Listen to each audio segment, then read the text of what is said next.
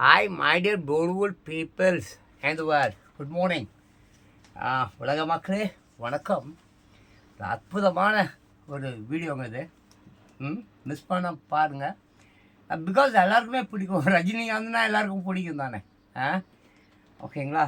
அபூர்வ ராகங்கள் முதல் கூலி வரை. அபூர்வ ராகங்கள் முதல் கூலி வரை. தினத்தந்தி 10/8/2025. ஆமாம், ஆமாம் சிதிஸ் நல்ல அவரை பற்றியாக தான் அபூர்வ ராகங்களிலிருந்து கூலி வரை சிதிஸ் செய்தி கொஞ்சம் பெருசாக தான் இருக்கும். பட் ஸ்கிப் பண்ணாமல் பார்த்தீங்கன்னா ரஜினிகாந்த் நம்ம சூப்பர் ஸ்டார் பற்றி நிறைய விஷயம் நீங்கள் தெரிஞ்சுக்க முடியும். சரி, அப்படியே வளவலன்னு பேசாமல் அப்படியே போகலாமா? இந்த பாருங்கள், இந்த ஃபோட்டோகிராஃப்ஸ், அப்படியே இந்த ஃபோட்டோகிராஃப்ஸ் பாருங்கள். நிறைய பேர் கருத்தெல்லாம் சொல்லியிருக்காங்க, அப்படி பார்க்கலாம். ஓகேங்களா? ஓகே. எடுத்த உடனே பார்த்தீங்கன்னாக்கா, ரஜினிகாந்த் என்ற மந்திர சொல் தமிழ் சினிமா உலகின் அச்சாணியாகி 50 ஆண்டுகள் நிறைவு பெற்று உள்ளது. தென்னிந்தியாவில் பிரபலமாகி வட இந்தியாவிலும் ஒளி வீசிய நட்சத்திரங்களில் ரஜினிக்கு முதன்மை இடம் உண்டு. ஓகே ஓகே, சாம நல்ல விஷயம். நிறைய செய்திகள் இருக்குது, அப்படியே பார்ப்போம். 1950 டிசம்பர் 12 சிவாஜி ராவ் கெய்வாட் ஆக பிறந்த ரஜினிகாந்த் திரையுலகில் ஒரு சூப்பர் ஸ்டாராக அரியணை ஏறியது அவ்வளவு சாதாரணமானது அல்ல. 1950ங்க. அப்படி பார்க்க போனாக்க ஜான் பாஸ்கோ 1963, இவர் 1950 ஆயிடுச்சாங்க. அப்பா, திஸ் இஸ் 2025. அப்போது எவ்வளோங்க? ஓகே, பார்த்துங்க. ஆமாம், 1950 டிசம்பர் 12 சிவாஜி ராவ் கெய்வாட் ஆக பிறந்த ரஜினிகாந்த் திரையுலகில் ஒரு சூப்பர் ஸ்டாராக அரியணை ஏறியது அவ்வளவு சாதாரணமானது அல்ல. திரையுலகுக்கு வருவதற்கு முன் அவர் சந்தித்த சவால்கள் ஏராளம். பள்ளி பருவத்திலும் வாலிப பருவத்திலும் நாடகங்களுக்கு மேலே ஏறிய அவருக்கு தொடர்ந்து நடிக்க வாய்ப்புகள் வரவில்லை. பள்ளி பருவத்திலேயே ட்ராமா அந்த மாதிரியெல்லாம் மேடையெல்லாம் ஏறியிருக்காரு. பட் வாய்ப்புகள் வரலை. தொடர்ந்து நடிக்க வாய்ப்புகள் வரவில்லை. ஒரு கூலி தொழிலாளியாக பல்வேறு இடங்களில் சாதாரண வேலைகளையும் செய்து வந்தார். சும்மா இல்லைங்க, நிறைய கூலி வேலையெல்லாம் பார்த்துருக்காரு. அப்புறம் பின்னர் Bengaluru bus transport BTS, Bangalore தான் பிடிஎஸ் ஆமாம் பிடிஎஸ் நிறுவனத்தில் கண்டக்டராக சில காலம் பணியாற்றினார். ஆனால் ரஜினிகாந்துக்கு மெட்ராஸ் ஃபிலிம் இன்ஸ்டிடியூட்டில் சேர்ந்து படித்து தனது நடிப்பாற்றலுக்கு புதிய பரிமாணம் கொடுத்து அதன் மூலம் தன் வாழ்வை அடுத்த கட்டத்துக்கு நகர்த்த வேண்டும் என்ற எண்ணம் இருந்தது. ஆனால் குடும்ப சூழ்நிலை அதை தடுத்தது. பண வசதி இல்லாமல் தவித்தபோது நண்பர் ஒருவரின் உதவி கிடைத்ததால் மெட்ராஸ் ஃபிலிம் இன்ஸ்டிடியூட்டில் சேர்ந்தார். ஆமாம், ரொம்ப ஆசை அவருக்கு ஃபிலிம் இன்ஸ்டியூட்டில் சேர்ந்து படிக்கணும்னு ரொம்ப ஆசை. பணம் இல்லாததுனால அப்படியே போயிட்டு இருந்திருக்கு. அப்புறம் ஃப்ரெண்டு யாரோ ஹெல்ப் பண்ணியிருக்காங்க, ஃபிலிம் இன்ஸ்டியூட்லேயும் சேர்ந்துட்டார். அந்த சமயத்தில் அபூர்வ ராகங்கள் படத்துக்கு கதாபாத்திரங்களுக்கான நடிகர் நடிகைகளை டைரக்டர் கே பாலச்சந்தர் தேர்வு செய்தார். அப்போது ரஜினியின் குண அதிசயங்கள் மற்ற நடிகர்களிடமிருந்து ஏதோ ஒரு வகையில் மாறுபட்டு இருப்பதை கண்டுபிடித்தார். இது பற்றி ரஜினிகாந்த் ஒரு நிகழ்ச்சியில் கூறியதாவது: என்னை எப்படியோ அவருக்கு பிடித்து விட்டது. சில பாவனைகளுடன் நடித்து காட்டுமாறு கூறினார். நானும் 4-5 விதங்களில் நடித்து காட்டினேன். ஆனால் எனக்கு தமிழ் சரியாக உச்சரிக்க தெரியவில்லை. அப்போது நீ தமிழ் மட்டும் கற்றுக்கொள், உன்னை எங்கு உட்கார வைக்கிறேன் பார் என்றார். பார்த்தீங்களாங்க, சிலர் சொல்லுவாங்க வந்து நிறைய, அதாவது கே பாலச்சந்தர் அவர்கள் வந்து பெங்களூர் போனப்போ, அவர் பஸ்ஸில் பயணம் செஞ்சப்போ, இவர் கண்டக்டராக இருந்தப்போ அப்போ அவர் வந்து அந்த பீடியோ சிகரெட்டோ எதையோ தூக்கி ஈக்கிலாம் போட்டு குடிக்க போகிறதை பார்த்துவிட்டு, நீ சினிமாவுக்கு வா, சென்னைக்கு வா, நான் வாய்ப்பு தரேன் அப்படின்ற மாதிரி நம்ம ஆளுங்க தான் வாயில் வடை சுடுற ஆளுங்க தானே நம்ம ஆளுங்க. வாயில் வந்த மாதிரியெல்லாம் பேசுறது தானே நம்ம ஆளுங்க. ஸோ நான் கேள்விப்பட்டிருக்கேன். பட் எது உண்மை பொய் எனக்கும் சரியாக தெரியாது. பட் இது பார்த்தீங்கன்னாக்க ஆமாம், ஃபிலிம் இன்ஸ்டியூட்டில் வந்து அப்போ வந்து என்ன பண்ணியிருக்காரு, நம்ம அபூர்வ ராகங்கள் படத்துக்காக வந்து கே. பாலச்சந்தர் அவர்கள் நடிகர் நடிகைகள் தேர்வு நடத்தி கொண்டு இருந்திருக்கிறார். அப்போது வந்து நம்ம ரஜினிகாந்தும் அந்த தேர்வில் கலந்து கொண்டு இருக்கிறாரு. அப்போது ஒரு 4-5 விதங்களில் நடித்து காண்பிக்க சொல்லியிருக்கிறாரு.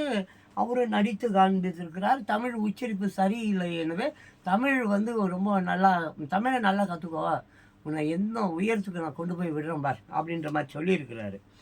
அப்போ அந்த வார்த்தைக்கான அர்த்தம் அப்போது எனக்கு தெரியவில்லை. ஆனால் திரை உலகில் எனக்கு கிடைத்த பெயர் புகழை பார்த்தபோது அவர் எவ்வளவு துல்லியமாக என்னை கவனித்திருக்கிறார் என்பதை ஒரு முறை அல்ல 1000 முறை கூறுவதற்கு கடமைப்பட்டிருக்கிறேன். இவ்வாறு ரஜினிகாந்த் அந்த விழாவில் பேசியிருக்கிறார். விழாவில் பேசும்பொழுது இந்த மாதிரி சொல்லியிருக்கிறார். ஆமாம், அவர் எந்த காரணத்தினால அந்த மாதிரி சொன்னாலும் தெரியாது. பட் நான் அதை வந்து ஆமாம் உணர்வுபூர்வமாக நான் வந்து ஒரு சூழ்நிலையில் உணர்ந்தேன் என்கிறார். 1975ஆம் ஆண்டில் சுதந்திர தினத்தை ஒட்டி அபூர்வ ராகங்கள் சினிமா படம் வெளியானது. வித்யாவின் கணவராக ரஜினிகாந்த் நடித்து இருந்தார். அதைத் தொடர்ந்து அவருக்கு முக்கிய படமாக 3 முடிச்சு படத்தை கூறலாம். இந்த படப்பிடிப்பின் போது கமலஹாசன் ரஜினியை விட பிரபலமான நடிகராக இருந்தார். ரொம்ப அருமையான படம் 3 முடிச்சு பார்த்தவர்களுக்கு தெரியும். ஸோ அந்த படத்தில் வந்து அவர் அந்த படத்தில் நடிக்கும்போது வந்து கமலஹாசன் வந்து பீக்கில் இருந்தார். ஓகேங்களா? ஆமாம், முக்கோண கதை சம்பவம் கொண்ட இப்படத்தில் கமல், ரஜினி, ஸ்ரீதேவி ஆகிய மூவருக்கும் சமமான கதாபாத்திரங்கள் என்று தான் கூற வேண்டும். ஆனால் ரஜினி நடித்த கதாபாத்திரத்துக்கு கமலஹாசனை தான் பயன்படுத்தி இருக்க வேண்டும் என்று படப்பிடிப்பு தொடங்கிய போதே ஒரு எதிர்ப்பு பட குழுவினரிடையே இருந்தது. கமலஹாசன் கேரக்டரை வந்து ஆக்சுவலி ரஜினிகாந்த் வந்து கமலஹாசன் என்னது கமலஹாசன் ரஜினிகாந்த் கேரக்டர் தான் வந்து என்னது கமலஹாசன் பண்ணியிருக்கணும் அப்படின்னு சொல்லிட்டு அந்த சூழ்நிலையில் ரசிகர்களோ மற்றவர்களோ வந்து ஏதோ கண்டனம் தெரிவித்திருப்பார்கள் போல தெரிகிறது. சரி, அது போகட்டும். ஆனால் பாலச்சந்தர் விடாப்பிடியாக, ஆமாங்க அப்படி தான் செஞ்சுருக்காங்க. இப்போ பாலச்சந்தர் விடாப்பிடியாக அந்த கதாபாத்திரத்தை ரஜினிக்கு கொடுப்பதில் தீவிரமாக இருந்தார். இது சம்பந்தமாக ஒரு பேட்டியில் மறைந்த நடிகை ஸ்ரீதேவி கூறும்போது, 3 முடிச்சு படத்தில் நடித்த போது கமலஹாசனுக்கு சம்பளம் ரூபாய் 30,000, எனக்கு சம்பளம் ரூபாய் 5,000, ரஜினிக்கு சம்பளம் ரூபாய் 2,000 என்று கூறியிருந்தார். பார்த்தீங்களாங்க, கமலஹாசனுக்கு 30,000, ஸ்ரீதேவிக்கு 5,000, ரஜினிகாந்துக்கு 2,000 ரூபாய் தான் அப்போது அந்த படத்துக்கு 3 முடிச்சு படம் காலகட்டங்களில். பாரதி ராஜாவின் 16 வயதினிலே படம் தமிழ் சினிமா வரலாற்றில் மிகவும் முக்கியமானது, உண்மைதான். ஆமாம், அதில் பரட்டை என்ற வில்லன் கதாபாத்திரத்தில் ரஜினி நடித்து இருந்தார். அதில் அவர் சம்பந்தப்பட்ட காட்சிகள் குறைவுதான் என்றாலும் தனி முத்திரையை பதித்து இருந்தார். அப்படத்தில் அவர் பேசும் இது அப்படி இருக்கு வசனம் எந்த காலத்திலும் அழியாதது. ஆமாம் இல்லைங்க, அது சம டைலாக் தான். இது அப்படி இருக்கு அந்த அந்த டைலாக் தான் பஞ்ச் டைலாக்ல. அது ஒரு கட்டத்தில் கமலஹாசன் கூறிய ஆலோசனை ரஜினியின் வாழ்க்கையில் மற்றொரு மாற்றத்தை ஏற்படுத்தியது. நாம் இருவரும் சேர்ந்து நடிப்பதை விட தனித்தனியாக நடித்தால் இருவரின் வளர்ச்சியும் சிறப்பாக இருக்கும் என்று சுய நலமின்றி கமலஹாசன் கூறி ரஜினியும் அதை ஆமோதித்தார். ரஜினி கதாநாயகனாக நடிக்க தொடங்கிய பின்பு அவரது புகழ் வெகு விரைவில் உச்சாணியை நோக்கி ஏறத் தொடங்கியது. பில்லா படம் அவருக்கு ஒரு சூப்பர் ஸ்டார் அந்தஸ்தை விரைவில் அவருக்கு பெற்றுக் கொடுத்தது. ஆமாம், அவர் ரஜினியும் கமலும் அந்த நினைத்தாலை இடுக்கும் படத்தில் தான் நினைக்கிறேன்.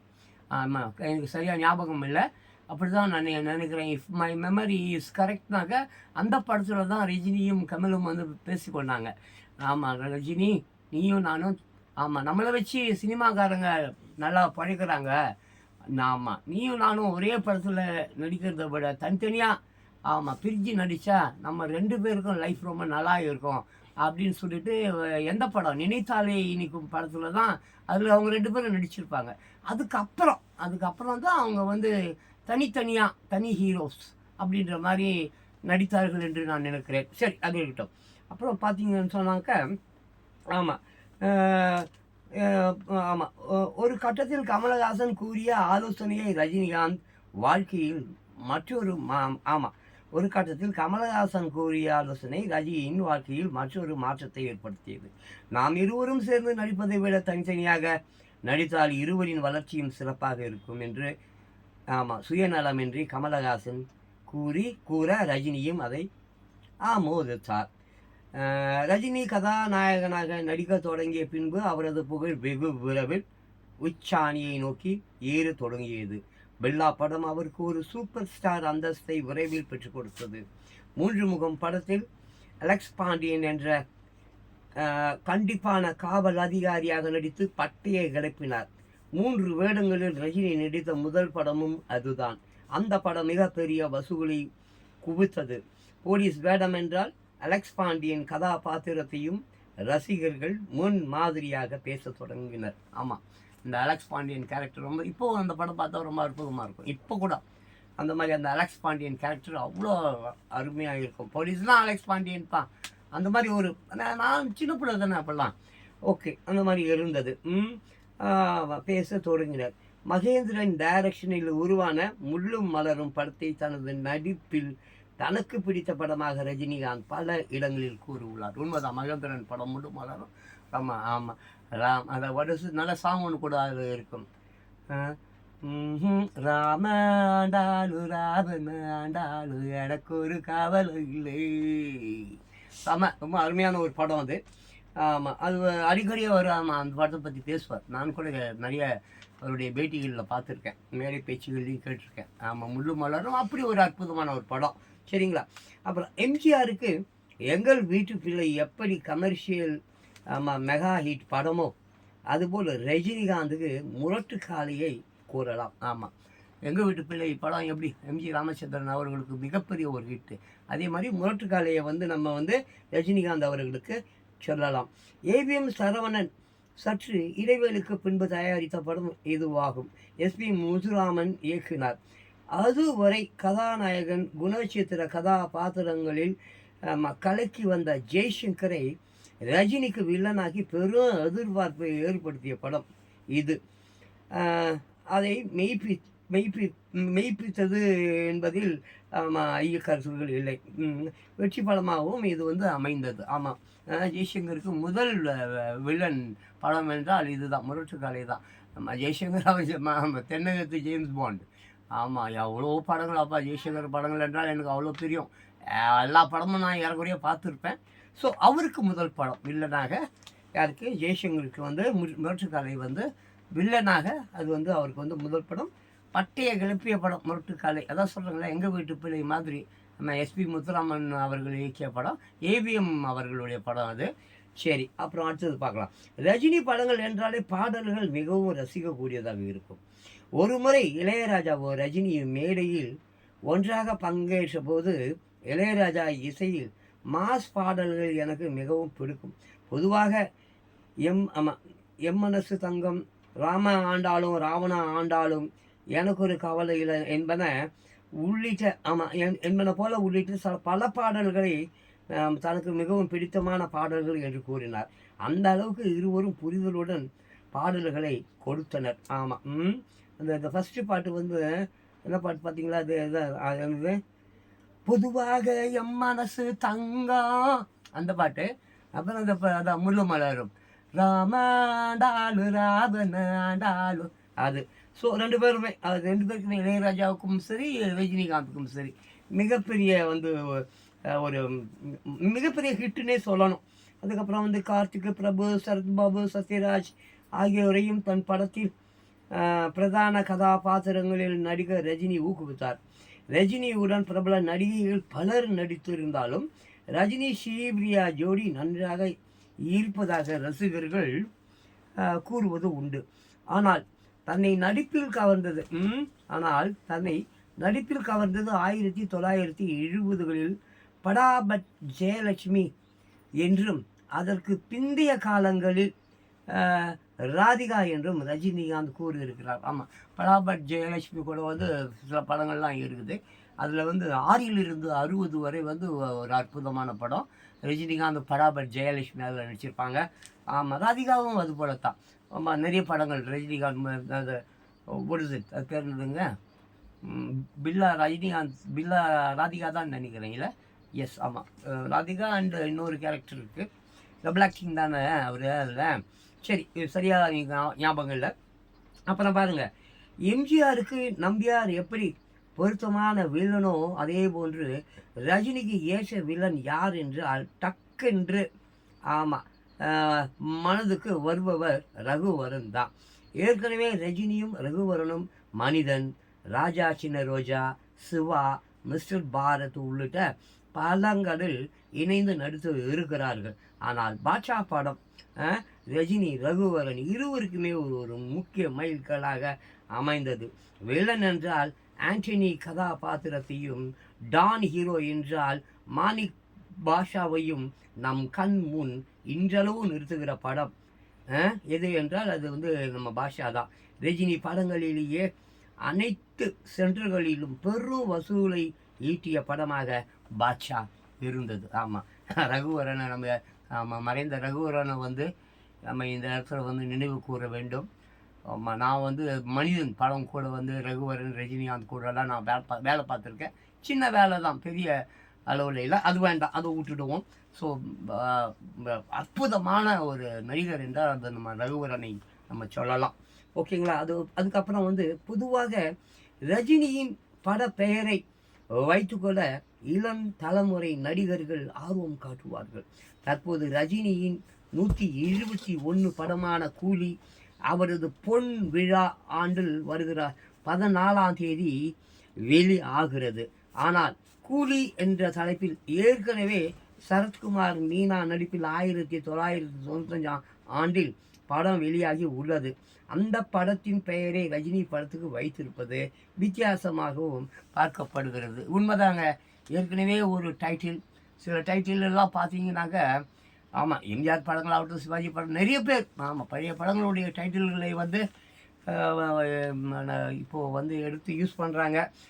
டைட்டிலுக்காகவே சில படங்கள் வந்து ஓடுவது உண்டுன்னு கூட சொல்லலாம். அதுக்கப்புறம் பார்த்தீங்கன்னு சொன்னீங்கன்னாக்க சூப்பர் ஸ்டார், அந்த சில குறிப்புகள் இங்கே இருக்கிறது, அப்படியே ஒவ்வொன்றாக படித்துடுறேன். சூப்பர் ஸ்டார் 50, சரிங்களா? பெயரை கேட்டதும் நினைவுக்கு வரும் கதாபாத்திரங்கள் ஆமாம், அருணாச்சலம், முத்து, படையப்பா போன்று ஆமாம் பட தலைப்புக்கான கதாபாத்திரத்தில் ரஜினி நிறைய படங்களில் நடித்திருக்கிறார். இவ்வாறு இல்லாமல் கதாபாத்திரத்தின் பெயரை கேட்டால் ரஜினி நினைவுக்கு வரும் வகையில் அமைந்த படங்களை இங்கே காணலாம். ஆமாம், பரட்டை ஆமாம் கேரக்டர் பேர் பரட்டை 16 வயது நிலை.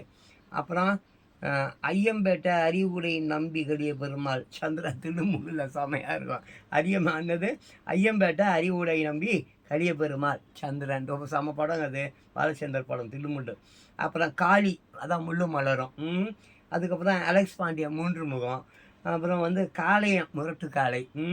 அப்புறம் சூர்யா தளபதிங்க நம்ம மணிரத்னம் படம். அப்புறம் மாணிக் பாஷா, அதான் பாஷா. அப்புறம் வந்து வானவராயன் எஜமானில். அதுக்கப்புறம் வந்து வேட்டையன் சந்திரமுகி. அப்புறம் வந்து சிட்டி எந்திரன்.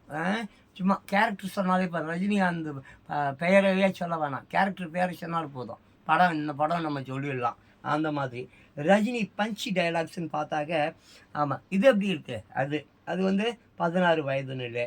அப்புறம் டேய் சீவிடுவேன், அது எது என்ன படம், முரட்டுக்காலை. அப்புறம் வந்து நான் சொல்வதையும் செய்வேன், சொல்லாததையும் செய்வேன், இது அண்ணாமலை. அதுக்கப்புறம் பார்த்தீங்கன்னாக்கா ஆண்டவன் சொல்கிறான், அருணாச்சலம் செய்கிறான், அது வந்து அருணாச்சலம். அப்புறம் நான் ஒரு தடவை சொன்னால் 100 தடவை சொன்ன மாதிரி, அது வந்து இது பாட்ஷா. அப்புறம் நான் எப்போ வருவேன் எப்படி வருவேன்னு யாருக்கும் தெரியாது, அது வந்து முத்து. அப்புறம் என் வழி தனி வழி, இது வந்து படையப்பா. அப்புறம் அசந்தா அடிக்கிறது உங்கள் பாலிசி, அசராமல் அடிக்கிறது பாபா பால் யார் பாபா பாலிசி பாபா. அப்புறம் வந்து பேரை கேட்டாலே சும்மா அதிர்துல அது வந்து சிவாஜி. அப்புறம் வந்துட்டேன்னு சொல்லு, திரும்ப வந்துட்டேன்னு சொல்லு கபாலி.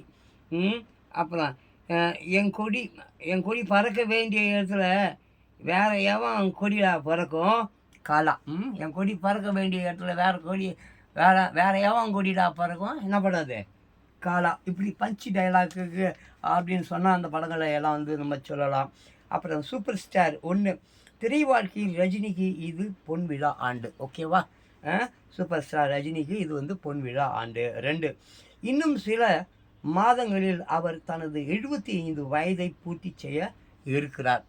ஓகே. 3 தனது பவள விழா வயதிலும் கதாநாயகனாகவும் உச்ச நட்சத்திரமாகவும் நடித்து கொண்டிருக்கிறார். என்னது தனது இந்த பவள விழா காலங்களிலும் இன்னும் அந்த உச்ச நடிகர் ஹீரோ அந்த அந்தஸ்திலே இருக்கிறாரு. அப்புறம் என்னது முதல் படமான அபூர்வ ராகங்களில் கோட் சூட் அணிந்தபடி ஒரு பெரிய பங்களாவின் கேட்டை திறந்து கொண்டு வருவதே அதாவது அதான் அந்த வருவார் அதான் அவருடைய அறிமுக காட்சி. அபூர்வ ராகங்கள்ட்ட பார்த்தீங்கன்னா பெரிய கேட்டு அப்படி திறந்துட்டு இந்த கோட் சூட்டோட அப்படி உள்ளே வர மாதிரி இருக்கும். ரொம்ப நல்ல படம். அப்புறம் பார்த்தீங்கன்னாக்க அப்படத்தில் மாடியில் நிற்கும் கதாநாயகனாக கமலஹாசன் யார் நீங்கள் என்று வினவ அதற்கு ரஜினி பைரவி வீடு இதுதானா என்று கேட்பார். சினிமாவில் அவர் பேசிய முதல் வசனம் இதுதான். பைரவி வீடு இதுதானா இதான் சினிமாவில் அவர் பேசிய முதல் வசனம். மைண்டில் வச்சுக்கோங்க. அப்புறம் அபூர்வ ராகங்கள் படத்தில் அவர் இறந்து போவதாக காட்சி அமைக்கப்பட்டு இருக்கும். முதல் படத்திலேயே இப்படி நடிக்க சிலர் சென்டிமெண்ட்டாக தயங்குவார்கள். ஆனால் ரஜினி அதையெல்லாம் பொருட்படுத்தவில்லை. ஆமாம், ஃபஸ்ட்டு படம் அதிலே வந்து சாவர மாதிரி கேரக்டர் தான் சிலர் ஒத்துக்க மறுப்பார்கள். பட் ரஜினிகாந்த் அதை பற்றி ஒன்றும் பெருசாக எடுத்துக்கல. அப்புறம் அதிமுகவை தொடங்கி அரசியல் சினிமா ஆமாம் அதிமுகவை தொடங்கி அரசியல் சினிமா என்று இரட்டை குதிரைகளில் எம்ஜிஆர் வெற்றிகரமாக சவாரி செய்து கொண்டிருந்த காலகட்டத்தில் ரஜினியின் திரையுலக பிரவேசம் நிகழ்ந்தது. ஆமாம், எம்ஜிஆர் எம்ஜிஆரே சில நேரங்களில் யார் அப்படின்னு சொல்லி கேட்டதாக கேள்விப்பட்டிருக்கேன். ஆமாம், ரஜினிகாந்தை பற்றி பிரமிப்பாக எம்ஜிஆர் பார்த்தது உண்டு.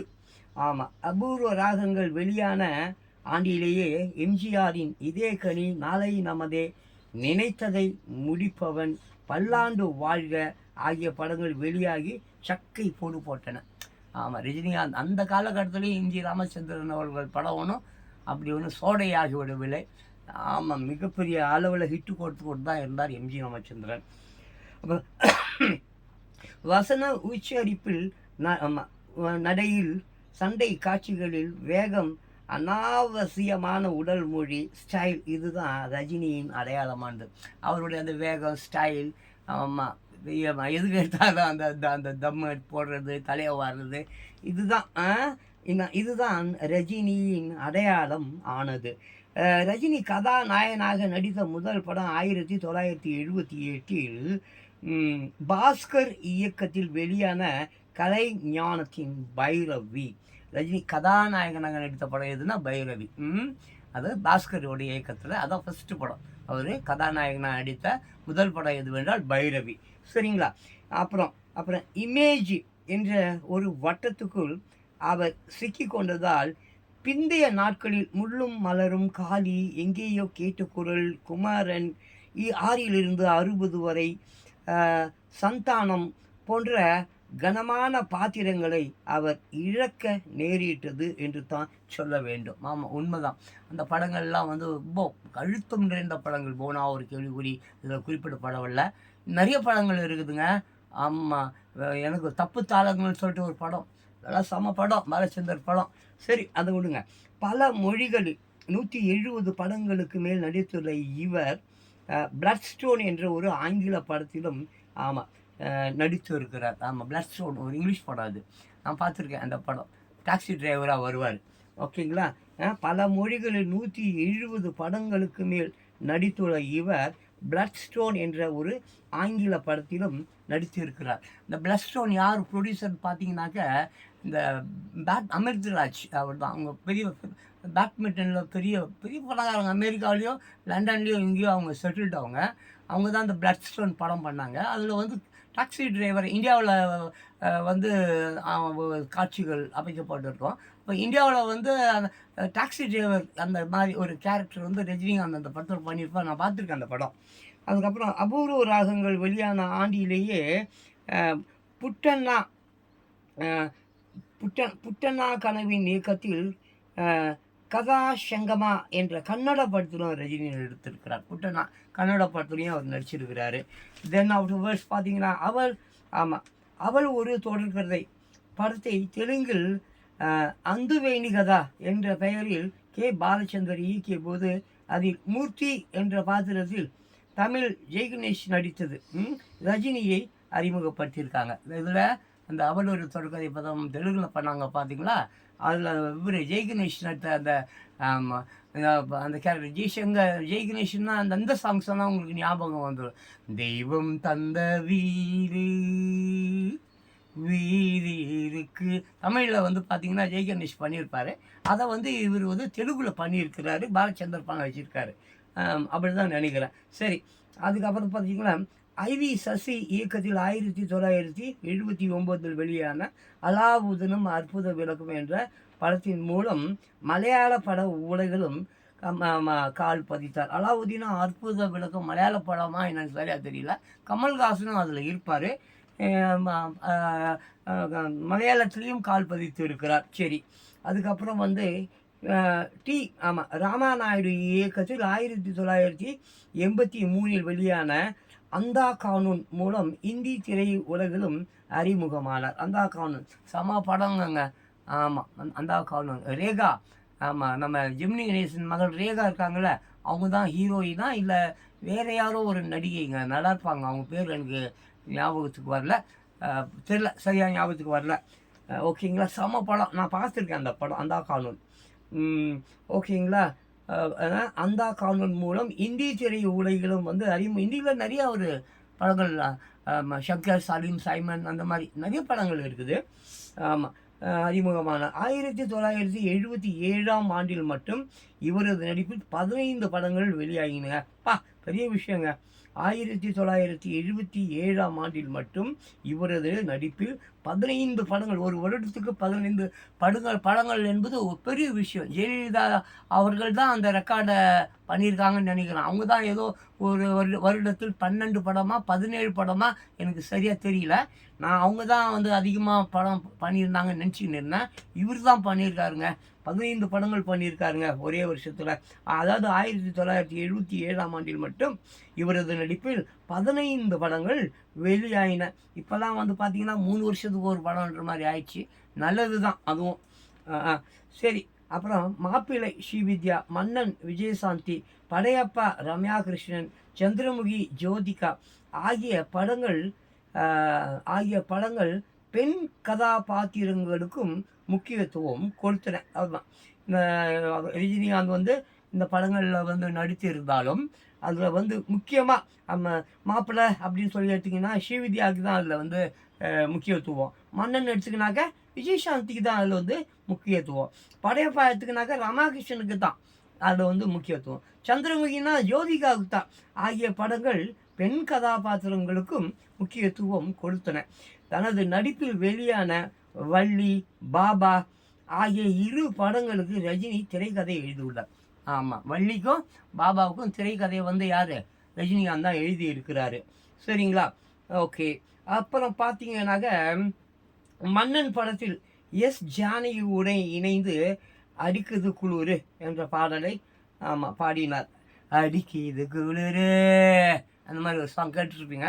ஜானகி அம்மா கூட சேர்ந்து இவரும் பாடி இருக்கிறார் சொந்த குரலில். அப்புறம் வந்து கோச்சரையா படத்தில் ஹரிஹரனுடன் இணைந்து மாற்றம் ஒன்றுதான் மாறாதது என்ற பாடலையும் பாடியிருக்கிறார். ரஜினியின் வருகைக்கு பின் தான் சினிமாவில் பஞ்சி டயலாக் என்பதே பிரபலமானதுங்க. உண்மைதாங்க அது. ஆமாம், எம்ஜிஆர் காலமாகட்டும் எந்த பஞ்சி டயலாக் அப்படின்னா அது ரஜினிகாந்துக்கு அப்புறம் தான் சொல்லலாம். இன்றைக்கி எல்லா படத்துலேயும் பஞ்சி. ஆமாம், பஞ்சி இல்லாத படமே இல்லைன்னு சொல்லலாம். அப்படி ஆயிடுச்சு இன்னைக்கு. ஓகே. அப்புறம் என்.டி. ராமாராவ் ஆந்திர முதல் மந்திரி ஆவதற்கு முன் 1979ஆம் ஆண்டில் அவரது நடிப்பில் வெளியான டைகர் என்ற படத்தில் அவருடன் இணைந்து ரஜினி நடித்தார். இது ரஜினியின் 50வது படம் என்ற பெருமையை பெற்றது. என்டிஆர் கூட நடிச்சிருக்கிறார். டைகர் என்ற படம் 50வது படம் போல இருக்குது. ஓகேங்களா.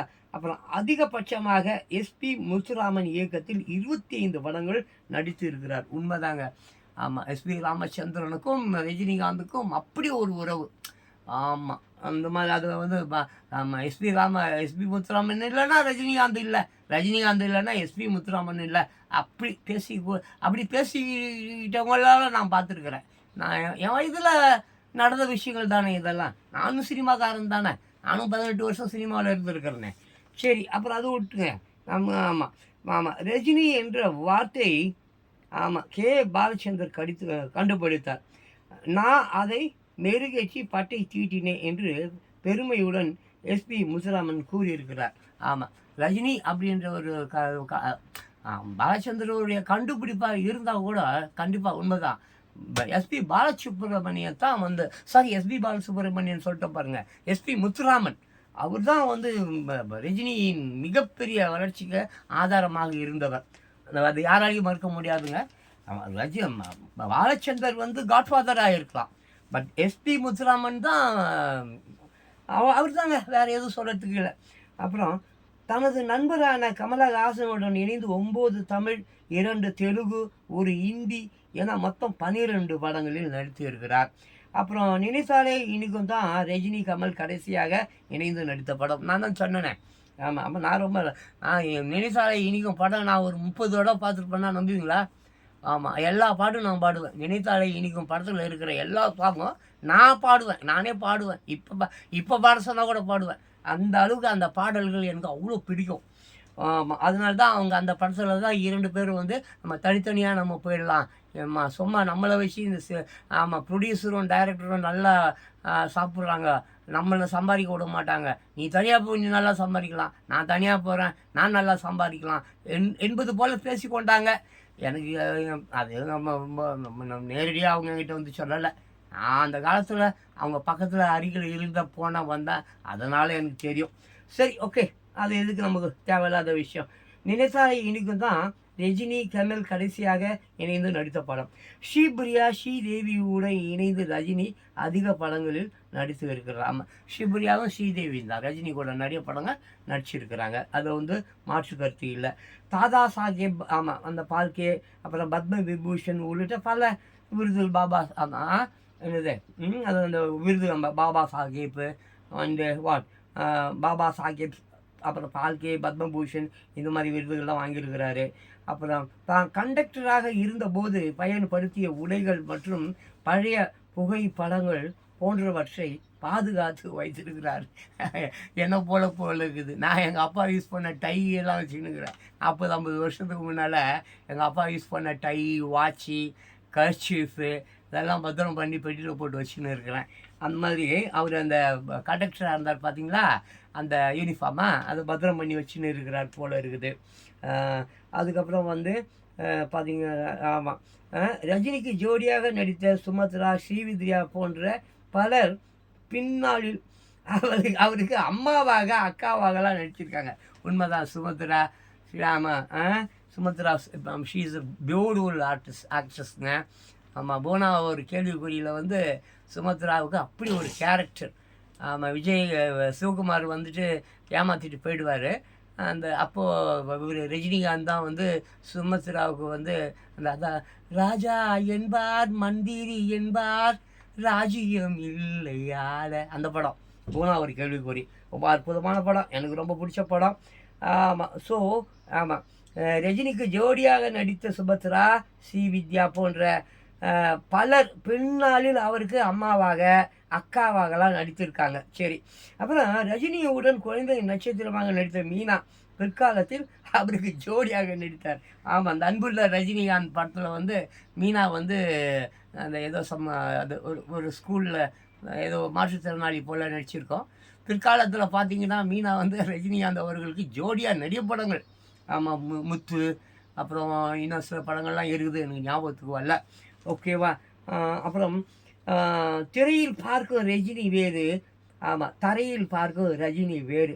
திரையுலகில் யாரும் எட்ட முடியாத உச்சத்தை தொட்ட போதிலும் தனது சினிமா இமேஜ் பற்றி கவலைப்படாமல் மிகவும் எளிமையான வாழ்க்கையை ரொம்ப அமைதியாக வாழ்ந்தவர் ரஜினி. ஆமாங்க, ஒரு பந்தா கிந்தா அந்த மாதிரி ரொம்ப பேருக்கு அந்த பந்தா வந்துடும், ரொம்ப திமிரு வந்துடும். ஆனால் அவருக்கு அது கிடையாது. ரொம்ப அற்புதமான ஒரு மனிதருங்க, ரொம்ப அருமையான ஒரு மனிதர் ரஜினிகாந்த். பட் எனக்கு அவர் மேலே சில அது சரி தேவையில்ல, அது விட்டுருங்க. ஆமாம். அதுக்கப்புறம் பார்த்தீங்கன்னு சொன்னீங்கன்னாக்க, ஆமாம், ராகவேந்திரரின் தீவிர பக்தரான இவர் ஆன்மீகத்தில் மிகுந்த ஈடுபாடு கொண்டவர். ஆர்.எம். வீரப்பனின் சத்யா மூவிஸ் தயாரிப்பில் 1995 வெளியான பாஷா படம் ரஜினியின் கேரியரில் உச்சமாகவும் முக்கிய திருப்பு முனையாகவும் அமைந்தது. இதுக்கு முன்னாலேயே ஆர்.எம். வீரப்பன் இதில் வந்துட்டு ஒரு படம் ஒன்று உண்டு, ரஜினிகாந்தும் சிரஞ்சீவி நடிச்சிருப்பாங்க, இராணுவ வீரன் என்று சொல்லிட்டு ஒரு படம். ஆமாம், அது வேண்டாம், இப்போ வேண்டாம், அதை விட்டுருவோம், அதை பற்றி இங்கே எங்கேயும் குறிப்பு இல்லை. அதுக்கப்புறம் பாஷா பட விழாவில் அக்காலத்தில் அமைச்சராக இருந்த ஆர்.எம். வீரப்பனை வைத்துக்கொண்டு தமிழகத்தின் சட்டம் ஒழுங்கு நிலை குறித்து ரஜினி பேசிய பெரும் பரபரப்பையும் சர்ச்சையையும் ஏற்படுத்தி இருக்குது. அந்த காலத்தில் நிறையா அந்த மாதிரி சர்ச்சை பேச்சுக்கள்லாம் பேசினவர் தான் ரஜினிகாந்த். அப்புறம் ரஜினியின் பேச்சால் ஆர்.எம். வீரப்பன் தனது அமைச்சர் பதவியை ஏற்க நேரிட்டு தான். ஐயோ, இது எனக்கு தெரியாது. ஓகே, அப்போ அதுக்கப்புறம் பாஷா பட விழா சம்பவத்துக்கு பின் ரஜினி பல்வேறு சந்தர்ப்பங்களில் ஜெயலலிதாவை வெகுவாக பாராட்டியும் பேசியும் இருக்கிறார். ஜெயலலிதாவை கடுமையாக பேசியவர் ரஜினிகாந்த், அதுவும் இருக்குது, இதுவும் இருக்குது. சரி, பாபா படம் தோல்வி அடைந்ததால் நஷ்டம் அடைந்தவர்களுக்கு குறிப்பிட்ட தொகையை திருப்பி கொடுத்தார். அப்புறம் தனது சுவாபத்துக்கு அரசியல் ஒத்து வராது என்பதால் அதில் ஈடுபடுவதில் ரஜினிக்கு விருப்பம் இருந்தது இல்லை. ரஜினி ரசிகர்களின் ஓயாத வற்புறுத்தல்கள் சூழ்நிலைகள் காரணமாக கட்சி தொடங்க போவதாக அறிவித்தார். ஆமாம், இவங்க தொல்லை தான் அவருக்கு ஆட்சி கீட்சி அது இதெல்லாம் அவருக்கு பிடிக்காது. அது அவர் கூட இருந்தவங்களுக்கு தெரியும். இந்த ரசிகர்கள் பண்ணுறதுனால சரி அப்படியே அரசியலுக்கு வரேன், கட்சி தொடங்கினேன் அப்படின்லாம் சும்மா அல்வா கொடுத்தாரு தவிர உண்மையாலுமே மனப்பூர்வமாக அவருக்கு அரசியலுக்குள்ளார வரணுன்ற ரவோண்டு துளியோண்டு எண்ணம் கூட கிடையாது. அவர் கூட பழகினவர்களுக்கு அதை பற்றி தெரியும். சரி, அப்புறம் ரசிகர்களின் ஓயாத, அதை பார்த்தீங்களா, ரசிகர்களின் ஓயாத வற்புறுத்தல்கள் சூழ்நிலைகள் காரணமாக கட்சி தொடங்க போவதாக அறிவித்தார். சரி, அது போட்டோம். 2021 அரசியல் திட்டத்தை கைவிட்டு படங்களில் நடிப்பதை மறுபடியும் தொடர்கிறார். சரிங்களா? எப்போ 2021, தட் மீன்ஸ் ஒரு 4-5 வருஷத்துக்கு, இது 4 வருஷத்துக்கு முன்னால் சுத்தமாக டோட்டலாக வேணாப்பா, அரசியலாவது நான் பக்கமாக வரமாட்டேன் அப்படின்னு தொடர்ந்து சினிமாவில் கவனம் சொல்றதுக்கு அதுக்கு உடல்நிலை காரணம் என்று காரணம் காட்டின. உடல்நிலை எனக்கு சரியில்லை, என்னால் அரசியலுக்குள்ளார வர முடியாது அப்படின்ற ஒரு காரணத்தை சொன்னார். சரி, அது போட்டோம், அப்படி இருக்குது. அதுக்கப்புறம் தனது திருமணத்தின் போதும் ராகவேந்திரா திருமண மண்டபத்தை கட்டி முடிப்பதிலும் எம்ஜிஆர் பெரிதும் உதவியாக இருந்ததாக பல்வேறு சந்தர்ப்பங்களில் ரஜினி பேசி இருக்கிறார். ஓகே, கல்யாணத்துக்கும் ராகவேந்திரா மண்டபத்துக்கும் எம்ஜி ராமச்சந்திரன் அவர்கள் உதவி செய்திருக்கிறார் போல இருக்குது. எனக்கு தெரியாது, இதை பற்றி தான் தெரிஞ்சுக்கிறேன். ஓகே, எம்ஜிஆரை சார் என்றும் அவர் தெய்வ பிறவி என்றும் குறிப்பிட்டுள்ளார். அடேங்கப்பா, பெரிய விஷயம் இது. ஆமாம், எம்ஜிஆரை சார் என்றும் அவர் தெய்வ பிறவி என்றும் குறிப்பிட்டு உள்ளார். இதேபோல் கலைஞர் கருணாநிதி உள்ளிட்ட மற்ற அரசியல் தலைவர்களையும் பிரமுகர்களையும் மரியாதையுடன் சார் என்றே அழைத்தார். அவரது திரையுலக பொன் விழா ஆண்டில் கூலி படம் திரைக்கு வருகிறது. இப்போ கூலி படம் வரப்போதா? பொன் விழா போல ஏறுகிறது, நல்லா இருக்கட்டும், நாமளும் வாழ்த்துடும் கையோட. ஆமாம், அவரது திரையுலக பொன் விழா ஆண்டில் கூலி படம் திரைக்கு வருகிறது. ஜெயிலர் 2ஆம் பாகம்தான் அவர் ஒரே பெயரில் நடிக்கும் 2வது படமாக. ஆமாம், பார்ட் 2 அந்த மாதிரி அவருக்கு எந்த படமும் இருந்ததாக எனக்கு தெரியல. ஜெயிலர் 2 வரும் போல் இருக்குது. சரி, அப்புறம் மதுரை மாவட்டம் திருமங்கலத்தில் தனக்கு கோவில் கட்டிய கார்த்திக் இவருடைய சகோதரர் மற்றும் குடும்பத்தினரை தனது போயஸ் கார்டன் இல்லத்திற்கு வரவழைத்து அவர்களுடன் சுமார் 1 மணி நேரம் பேசி மகிழ்ந்து நினைவு பரிசைகளையும் புத்தாடைகளையும் ரஜினி கொடுத்துள்ளார். கோயில் கட்டியிருக்காங்க போல இருக்குதுங்க. இந்த விஷயம் கூட எனக்கு இப்போ தான் தெரியும். அதுக்கப்புறம் சிலர் கருத்து சொல்கிறாங்க, என்னை மாதிரி உங்களை மாதிரி உள்ளவர்கள். இந்த வரிசையில் அவங்க இருக்காங்க. சீதஸ் பார்த்தீங்களா? ஆமாம் இருக்காங்க. அந்த ஃபோட்டோ பார்த்துக்க. சரி, ஒவ்வொருவரும் என்ன சொல்கிறாங்க பார்ப்போம் அவரை பற்றி. என்னை பொறுத்தவரை ரஜினிகாந்த் கடவுளால் அனுப்பி வைக்கப்பட்ட பரிசு என்று தான் சொல்லுவேன். டாட்டா படத்தில் அவருடன் இணைந்து நடித்தது எனக்கு பெருமை. சிரேன் அப்படின்ற ஒரு நடிகை போல இருக்குது. அப்புறம் திரையுலகில் 50 ஆண்டுகளை எட்டுவது பெரிய சாதனை.